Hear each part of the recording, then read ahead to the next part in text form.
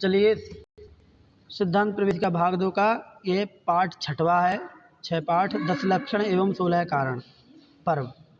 2 पर्वों के बारे में इसमें चर्चा है, 10 लक्षण पर्व और 16 कारण पर्व। 10 लक्षण पर्व बहुत ज़्यादा प्रसिद्ध पर्व है, प्रचलित है, और 16 कारण उसके बाद दूसरे नंबर का प्रचलित पर्व है। इन दोनों के विषय में यहाँ पर चर्चा की गई है। सबसे पहले 10 लक्षण के विषय में है।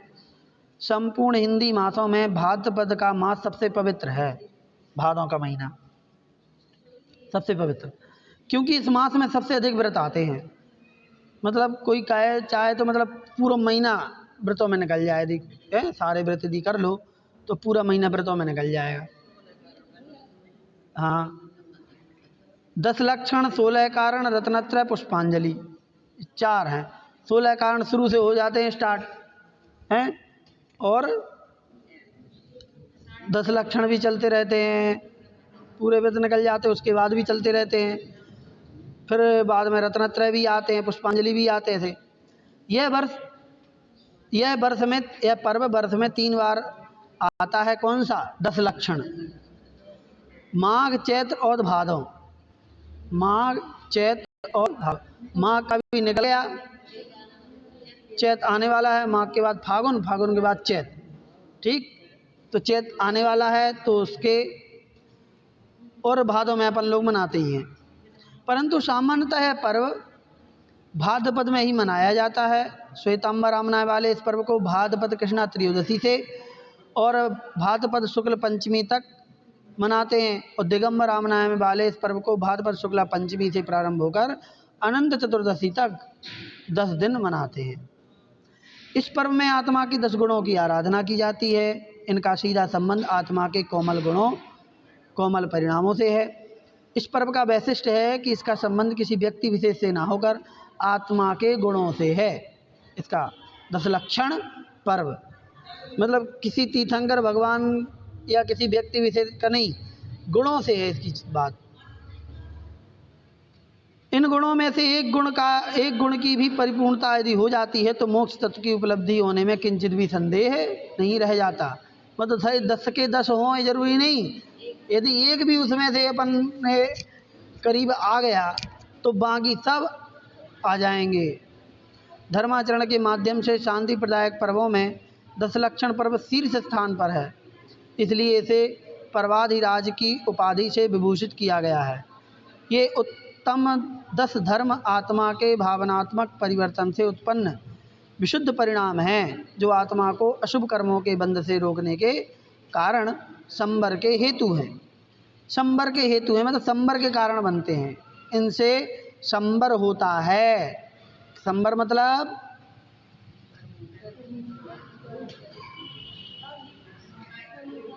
हाँ हाँ हाँ, आश्रव मतलब कर्मों का आना आश्रव और कर्मों का आना रुक जाना संबर। क्या है संबर? है रुक जाना कैसे बंद हो जाएगा? बंधना बंद होगा। हाँ, आश्रव के बाद बंद होता है, फिर संबर होता है। तो आप आश्रव के बाद हम संबर बोल रहे तो आप इसे बंद की परिभाषा बीच में आए लेकिन आश्रव मतलब आना, बंद मतलब बंधना, और संबर मतलब आते हुए कर्मों का रुक जाना। तो इन पर्वों से, इनको आत्मसात करने से कर्मों के बंध से रोकने के कारण है। ये बंद रुकता है और संबर का कारण बनता है। ऐसा ख्याति पूजा आदि से निरपेक्ष होने के कारण इनमें उत्तम विशेषण लगाया गया है। मतलब ये जो चीज़ें हैं ये उत्तम क्यों हैं? क्यों इसलिए हैं क्योंकि जब ऐसा करने से हम उसमें कोई ख्याति आदि की कामना नहीं करते तो वो उत्तम हो जाता है। क्षमा ऐसा हो कि हमें कोई ख्याति की आवश्यकता ना हो, ख्याति के लिए नहीं करते हैं तो उत्तम है। यदि ख्याति के लिए कर रहे हैं कि भैया हम इसलिए क्षमा कर रहे कि लोग हमारी बड़वाई करने लगे, यार बड़े क्षमावान हैं, तो फिर वो उत्तम नहीं कहलाएगा। फिर भदवा की मुख्यता व मनाने के कारण, मतलब भादव में क्यों मनाते हैं, तो ये पहले भी अपन लोगों ने पढ़ा है कि भादव में क्यों मनाते हैं दशलक्षण पर्व। जब कोई नया काल शुरू होता है, अभी ये अवसर्पणी काल चल रहा है, पंचम काल अवसर्पणी का, फिर छठवा आएगा और छठवे के लास्ट में ये कल्प काल खत्म हो जाएगा। यहाँ पर प्रलय काल होते ही ये कल्प काल कैसा हो गया, समाप्त। अब नया काल शुरू होगा, ठीक। तो श्रावणवदी एकम से शुरू होता है नया काल, श्रावणवदी एकम से। जब प्रलय के बाद उत्सर्पणी काल का प्रारंभ श्रावणवदी एकम से होगा तो 7 दिन तक 7 प्रकार की शुभवृष्टियाँ होती हैं। 7 दिन तक 7 प्रकार की, मतलब एक वृष्टि 7 दिन तक चलती है, फिर अगली वृष्टि 7 दिन तक, फिर अगली वृष्टि 7 दिन तक, ऐसे 7 प्रकार की वृष्टियाँ होती हैं। तो 7 कितने हो गए, 49। तो ऐसे 7 दिन तक 7 प्रकार की वृष्टियाँ पहले होती हैं तो प्रलय होता है, फिर सुवृष्टियाँ होती हैं, अच्छी वृष्टियाँ, तो माहौल अच्छा बनता है। तो ऐसे 49 दिन के बाद फिर क्या होता है, भादव सुदी पंचमी का दिन आता है। भादव सुदी पंचमी का दिन आता है और उस पंचमी के दिन में फिर छिपे हुए लोग जो हैं विजयात पर्वत की गुफाओं में, जिनको और त्रियंचों को रख दिया जाता है प्रलय काल के पहले, है ना, वहाँ से फिर वापस ला करके और आरखंड आदि जो क्षेत्र हैं उनमें छोड़ दिया जाता है। इससे क्या होता है कि वो आकर के हर्षोल्लास मनाते हैं, उसी के प्रतीक स्वरूप दशलक्षण पर्व होता है। अब दशलक्षण में 10 प्रकार के लक्षण हैं आत्मा के, वो बताए गए हैं। सबसे पहले उत्तम क्षमा धर्म, तो क्रोध का कारण उपस्थित होने पर भी क्रोध ना करना, ये क्षमा है। परिभाषा क्या है, क्रोध के कारण उपस्थित होने पर भी क्रोध ना करना वो क्षमा है। समर्थ रहने पर भी, निंदा अपमान गाली गलौज आदि प्रतिकूल व्यवहार होने पर भी,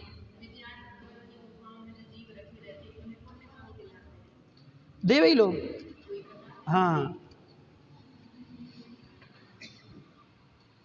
तो इनके प्रतिकूल व्यवहार होने पर भी मन में कलुषता ना आने देना उत्तम क्षमा धर्म कहलाता है। मतलब विपरीत परिस्थितियां हैं, है ना, क्रोध उत्पत्ति के कारण मौजूद है, फिर भी हम क्रोध ना करें, तो कहलाता है उत्तम क्षमा धर्म। उत्तम मार्दव धर्म, मार्दव में चित्त में मृदुता और व्यवहार में विनम्रता का नाम मृदुता मार्दव धर्म है। चित्त में कैसी, चित्त में मृदुता कोमलता और व्यवहार में विनम्रता, उसका नाम है मार्दव। यह मान कसाय के अभाव में प्रकट होता है। जाति कुल रूप ज्ञान तप वैभव प्रभुत्व ऐश्वर्य संबंधी अभिमान जो है वो मद रूप में 8 प्रकार के, अपन ने मद पढ़े थे 6 डाला में, मद न रूप को, मद न ज्ञान को, धन बल, ऐसे ही। तो ये 8 प्रकार के मद होते हैं, इन्हें विनस्वर समझकर मान कसाय को जीतना उत्तम मार्दव धर्म कहलाता है। आर्जव धर्म, उत्तम आर्जव धर्म क्या है, आर्जव का अर्थ है सरलता, ऋजुता, मन में कुछ, वचन में कुछ, प्रकट में कुछ, इसका नाम है मायाचारी। इस प्रकार की प्रवृत्ति, इस माया कसाय को जीतकर मन वचन और काय की क्रिया में एक रूपता लाना, ये उत्तम आर्जव धर्म कहलाता है। और ये चीज़ें वहाँ पर घातक हो जाती हैं जहाँ पर किसी दूसरे प्राणी को हमारे इन कृत्यों से घात हो जाता है, या उसका मतलब हिंसा जहाँ पर ये जुड़ जाती है, वहाँ ये चीज़ें खराब हो जाती हैं। जैसे कि हमने इस प्रकार की मायाचारी की और उस मायाचारी के कारण से सामने वाले को नुकसान हो गया, पीड़ा हुई, दिल दुखा, कुछ भी हुआ, तो ये मायाचारी अपने लिए खतरनाक हो जाती है। शौच धर्म, शौच का अर्थ है पवित्रता। अपने हृदय में मद क्रोधादिक बढ़ाने वाली जितनी भी दुर्भावनाएं हैं, मतलब ऊपर क्षमा मार्दव आर्जव से विपरीत जो क्रोध मान माया चीजें हैं, इन सभी को हटा देना। और क्या करना, सबसे प्रबल है लोभ का है, लोभ कसाय का अभाव कर देना, लोभ से दूर हो जाना, यही शुचिता है। क्योंकि लोभ जहाँ रहता है वहाँ पर सारी चीज़ें मतलब पाप रूप जो प्रवृत्तियाँ हैं वो सब लोभ के कारण से आती हैं। तो लोभ यदि खत्म हो गया तो आपको कोई भी पाप करने का मन ही नहीं होगा। इस प्रकार से सत्य धर्म दूसरों के मन को संताप उत्पन्न करने वाले निष्ठुर, कर्कश और कठोर वचनों का त्याग कर सबसे हितकारी प्रिय वचन बोलना उत्तम सत्य धर्म है। सबसे हित मित प्रिय वचनों का प्रयोग करना उत्तम सत्य धर्म है। संयम धर्म, संयम का अर्थ है आत्मनियंत्रण, पांचों इंद्रियों और मन को है ना बस में करना और साथ में सटकाए के जीवों की विराधना को रोक लेना। सटकाए के जीवों की विराधना ना हो और पांच इंद्रियों और मन को नियंत्रण में रखें, यही कहलाता है संयम। ठीक, 12 प्रकार का हो जाता है। तप धर्म क्या है? इच्छाओं के निरोध को तप कहते हैं। ये तो आप याद रख लो हमेशा के लिए, इच्छा निरोधो तपा। हाँ, इच्छाओं को रोकना, विषय कथाओं का निग्रह करके 12 प्रकार के तपों में चित्त लगाना उत्तम तप धर्म कहलाता है। तप धर्म का मुख्य उद्देश्य चित्त की मलिनता, मलिन प्रवृत्तियों का उन्मूलन करना, मतलब जड़ से उखाड़ना चित्त की मलिन वृत्तियों को। उत्तम त्याग धर्म परिग्रह की निवृत्ति को त्याग कहते हैं। परिग्रह को हटा देना वो त्याग है। बिना किसी प्रत्युपकार की अपेक्षा के अपने पास होने वाली ज्ञानादि संपदा को दूसरों के हित व कल्याण के लिए लगाना उत्तम त्याग धर्म है।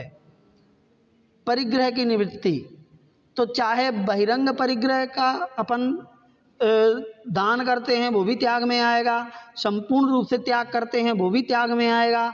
इसके अलावा यदि हमारी जो निजी संपत्ति जो गुण रूप विराजमान है, ज्ञान आदि संपदा, चाहे आपके पास स्किल है, ज्ञान है, उसको बिना किसी प्रत्युपकार के बदले में हमें कुछ मिले या ना मिले, बिना किसी अपेक्षा के यदि आप दूसरे को आप दे रहे हो तो वो भी त्याग में आएगा। ठीक है, लेकिन यदि हाँ मिल जाए बदले में फिर तो वो त्याग में नहीं आएगा, फिर वो आपका मतलब काम तो कहलाएगा, त्याग नहीं कहलाएगा ऐसा।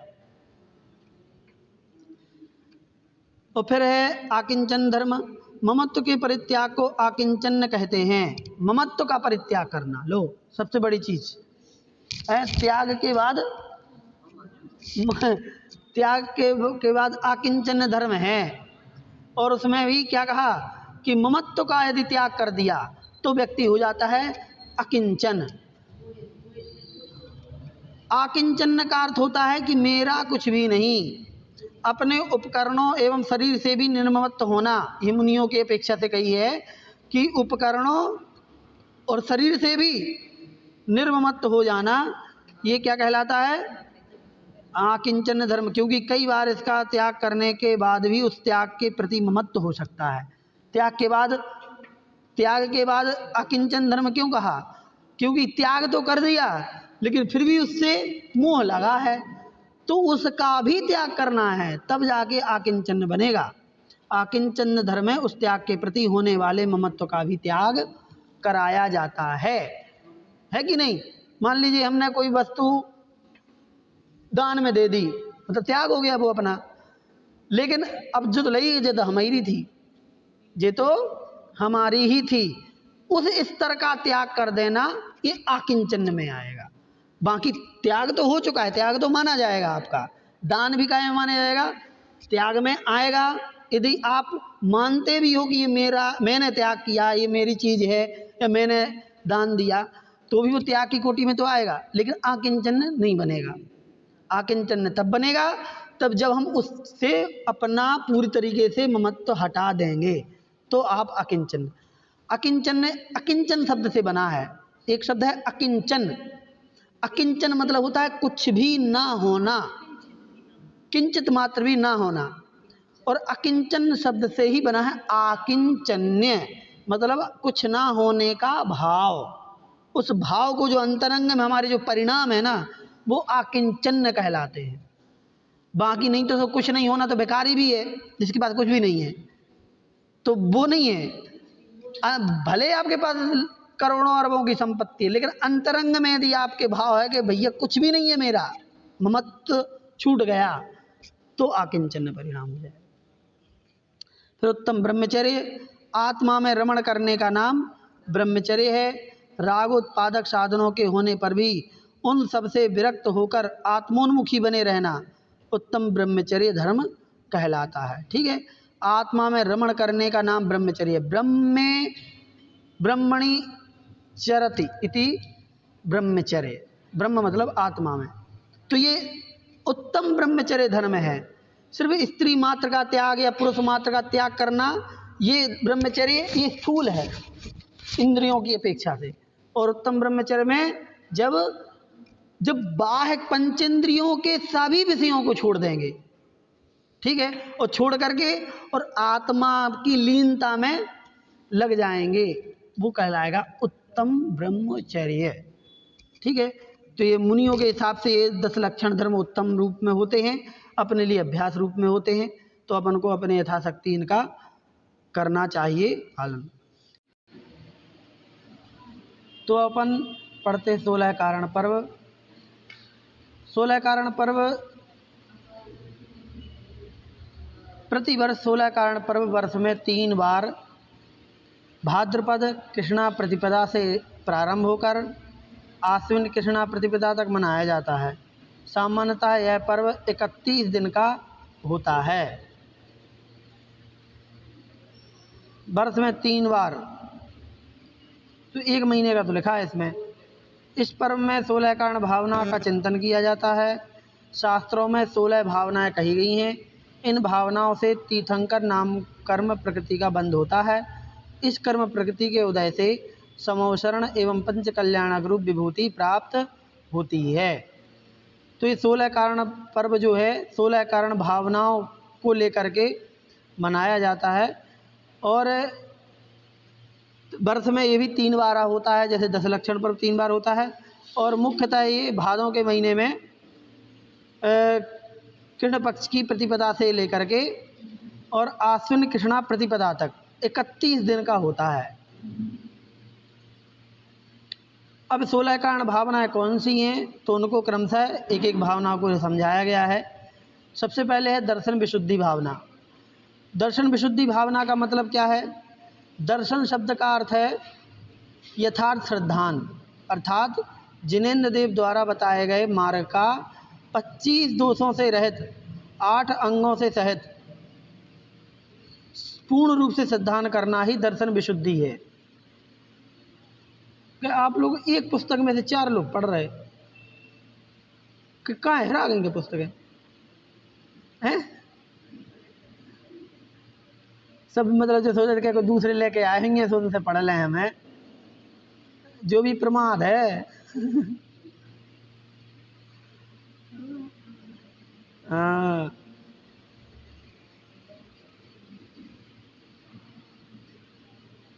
तो दर्शन विशुद्धि का सीधा सा मतलब है कि सम्यक दर्शन में विशुद्धता रखना, उसमें विशुद्ध सम्यक दर्शन रहना, ये दर्शन विशुद्धि भावना बन जाती है। देवशास्त्र गुरु पर श्रद्धान करना, 25 दोषों से रहित श्रद्धान होना, वो दर्शन विशुद्धि भावना बनेगी। इस भावना का होना परम आवश्यक है। पहली भावना महत्वपूर्ण है। यदि ये भावना नहीं होगी तो इसके ना रहने पर शेष सबके अथवा कुछ के होने पर भी तीर्थंकर प्रकृति का बंध नहीं होता। मतलब सम्यक दर्शन ही नहीं होगा तो फिर क्या आएगा, मतलब फिर को सब बेकार है। सम्यक दर्शन तो सबसे पहले हर चीज़ में ज़रूरी है, उसके बिना तो चाहे कोई तप हो चाहे व्रत हो सब बेकार है। विनय संपन्नता दूसरी भावना है। सम्यक दर्शन ज्ञान चारित्र एवं वीर की, इनके कारणों की, इनके धारकों की विनय करना तथा गुणों तथा आयु में जो वृद्ध पुरुष हैं उनके यथायोग्य आदर सत्कार करना विनय संपन्नता है। विनय संपन्नता, विनय से संपन्न होना मतलब अपने अंदर इतनी विनय होना अंतरंग में, जिससे हम सम्यक दर्शन 4 प्रकार की विनय होती है। सम्यक दर्शन विनय, ज्ञान विनय, चारित्र विनय और उपचार भी आता है, या फिर यहाँ पर वीर्याचार्य के रूप में यहाँ पर वीर विनय, शक्ति का विनय, इस प्रकार से। तो इनका विनय, इनके कारणों का विनय और इनके धारकों की विनय करना, इनके धारक मतलब मुनिराज लोग जो हैं उनकी विनय करना, ये विनय संपन्नता है। शील व्रतेषु अनतिचार, शील व्रतेषु अनतिचार। अब ये भावना है, और भावना में क्या है कि शील और व्रत जो धारण किए हैं उनको अनतिचार से पालन करना। अहिंसा आदि 5 व्रत, मान लो अणुव्रत ले लिए या महाव्रत ले लिए, है ना, प्रतिमाधारी है तो अणुव्रत और मुनिराज हो तो महाव्रत, तो कोई भी हो, इनके पालन में सहायक क्रोधादि का त्याग करना शील कहलाता है। क्रोध आदि का त्याग कर देना ये शील है। और व्रत और शीलों का निर्दोष रीति से पालन करना शील व्रतेषु अनतिचार है। कोई भी अतिचार ना लगाना, अतिचार रहित पालन करना, तो वो तीसरी भावना बन जाती है। चौथी भावना है अभीक्षण ज्ञानोपयोग, सदैव ज्ञानाभ्यास में लगे रहना अभीक्षण ज्ञानोपयोग है। अभीक्षण ज्ञानोपयोग मतलब, अभीक्षण मतलब निरंतर ज्ञान में लगे रहना, वो कहलाता है अभीक्षण ज्ञानोपयोग। एक तो अपन लोग करते हैं कि आधे घंटे के लिए, 1 घंटे के लिए बैठ गए, स्वाध्याय कर लिया, ये है, तो ये तो सामान्य रूप से हो जाएगा। अभीक्षण ज्ञानोपयोग में ये आएगा कि आप चलते बैठते, खाते पीते, सोते जागते, बात करते हुए किसी भी समय आपके चिंतन में स्वाध्याय चलता रहता है, तत्व का चिंतन चलता रहता है। ठीक है, आप कहीं बातें भी कर रहे हैं तो आप कोई ना कोई सिद्धांत की बात को लेकर के आप चर्चा कर, तो ये मन में भी वचन में भी इस प्रकार से ये अभीक्षण ज्ञानोपयोग कहलाता है। अभीक्षण संवेग, सांसारिक विषय भोगों से डरते रहना अभीक्षण संवेग है। सांसारिक विषय भोगों से मतलब संसार से डरना, सांसारिक कारणों से डरना, वो संवेग कहलाता है।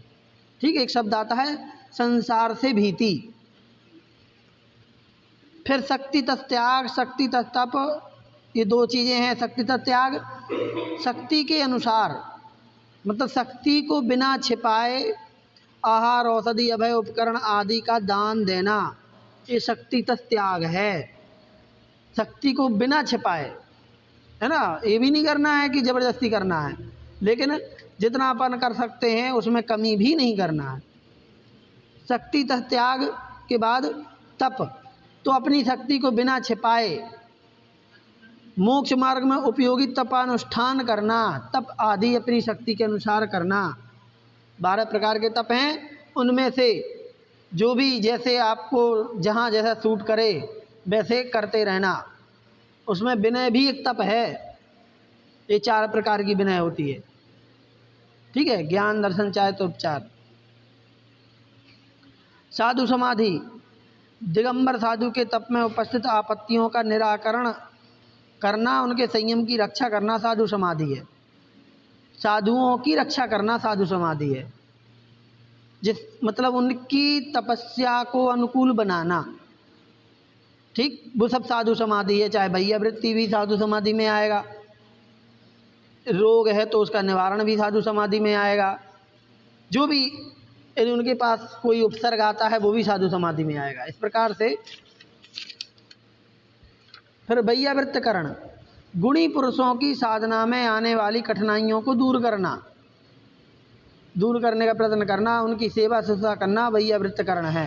ये वैयावृत्त हो गया। तो गुणी पुरुषों की, अब गुणी पुरुषों में सामान्य श्रावक से लेकर के मुनिराज तक सभी आ जाएंगे, ऐलक क्षुल्लक कारिका, उन सब की साधना में आने वाली कठिनाई को दूर करना इस वैयावृत्ति कहलाता है। ठीक, साधु समाधि में केवल साधुओं का रहेगा, वैयावृत्ति में सभी का आ जाएगा, है ना, सामान्य श्रावक के भी आ जाएगा, मुनिराजों के लिए भी आ जाएगा। इसमें भी साधना के लिए कठिनाई, तो जो भी कठिनाई हो वो सब दूर करना ये वैयावृत्ति है। फिर है 10, 11, 12, 13 4 प्रकार की यहाँ पर एक साथ लिखे हैं। अर्हत भक्ति, आचार भक्ति, बहुश्रुत भक्ति, प्रवचन भक्ति। तो ये क्या है? अरिहंत, आचार, बहुश्रुत प्रवचन, इन चारों में शुद्ध निष्ठा पूर्वक अनुराग रखना। मतलब अरहंत भगवान में, आचार्य भगवान में, बहुश्रुत मतलब शास्त्रों में, बहुश्रुत का मतलब यहाँ शास्त्र है, ये ध्यान रखना, और प्रवचन, इन चारों में निष्ठा पूर्वक अनुराग रखना, बिल्कुल ईमानदारी के साथ अंतरंग से अनुराग होना। अरहंत, आचार, बहुश्रुत, प्रवचन भक्ति है। बहुश्रुत का अर्थ होता है उपाध्याय, प्रवचन का अर्थ है जिनवाणी। प्रवचन का अर्थ जिनवाणी है और बहुश्रुत का अर्थ यहाँ पर उपाध्याय है। प्रवचन का अर्थ जिनवाणी है यहाँ और बहुश्रुत का अर्थ उपाध्याय है। ठीक है, तो अरहंत, आचार, उपाध्याय और जिनवाणी, इनकी भक्ति करना, इनमें अनुराग रखना। फिर आवश्यक परिहाणी, आवश्यक परिहाणी में क्या है? सामायिक, चतुर्विंशति, स्तवन, वंदना, प्रतिक्रमण, प्रत्याख्यान और कायसर्ग, इन 6 आवश्यक क्रियाओं को यथाकाल अविच्छिन्न रूप से करते रहना आवश्यक परिहाणी है। आवश्यक परिहाणी, आवश्यका परिहाणी बड़ा का है, आवश्यका परिहाणी अलग करेंगे तो आवश्यक अपरिहाणी, मतलब जो आवश्यक हैं उनका अपरिहार रूप से पालन करना, मतलब उनको हटाना नहीं, दूर नहीं करना, परिहार नहीं करना, ये कहलाएगा आवश्यका परिहाणी। तो जो मुनिराज के 6 आवश्यक होते हैं, सामायिक हो, स्तवन हो, वंदना, स्तुति, प्रत्याख्यान, कायसर्ग, इनको करते रहना, ये है आवश्यका परिहाणी। और मार्ग प्रभावना, अपने श्रेष्ठ ज्ञान आचरण से मोक्ष मार्ग का प्रचार प्रसार करना, ये मार्ग प्रभावना है। ठीक है, जिन धर्म का प्रभावना करना, मोक्ष मार्ग का प्रभावना करना, ऐसा। प्रवचन वत्सल, गाय के बछड़े की तरह साधर्मी जनों से निश्चल, निष्कपट, निष्काम स्नेह करना, ये प्रवचन वत्सल है। हाँ, प्रवचन वत्सल एक ही शब्द है। तो मार्ग प्रभावना, प्रवचन वत्सलत्व मतलब साधर्मियों के साथ गौवत्स के समान प्रीति रखना, निश्चल, निष्कपट, निष्काम, ऐसा स्नेह, वो कहलाएगा प्रवचन वत्सल।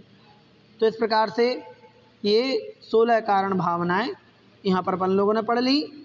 तो 10 लक्षण और 16 कारण, ये दोनों महत्वपूर्ण हैं, इनके नाम भी आपको याद रखना जरूरी है। ठीक है, चलिए, तो आज की ये पाठ यहाँ पर अपन ने समाप्त कर लिया।